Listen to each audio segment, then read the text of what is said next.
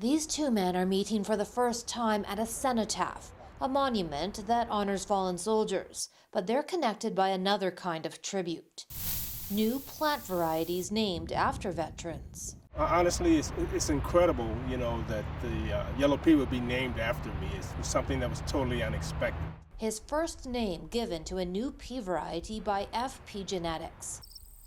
The Canadian company is owned by more than 170 seed growers and farm operators. CEO Chris Turco says a few years ago they were having trouble finding names for new kinds of wheat, barley, lentils, and other crops. And it's quite difficult to get a name onto a variety because the rule is one variety, one name, and this applies globally. So, if you have a new wheat variety and you come up with a name, the federal government basically searches the world to find out if a wheat variety already exists with that name. Then someone flipped open a book about Canadian war heroes and found Frederick Hodge.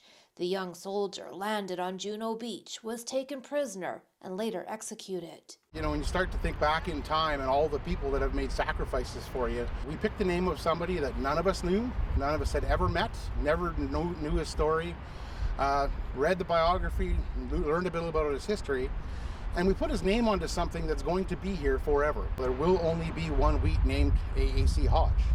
The company partnered with the Saskatchewan Legion to name all new seed varieties after veterans, 20 so far, including bomber pilot Reg Harrison, who survived 4 plane crashes. I was born and raised on a farm in the so-called dirty 30s. Harrison is 103 and lives in Saskatoon.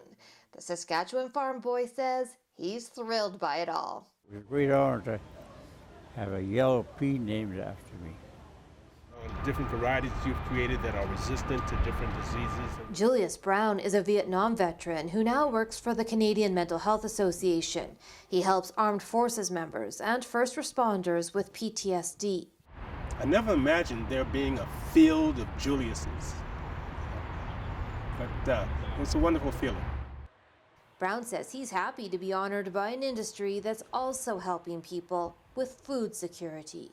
Bonnie Allen, CBC News.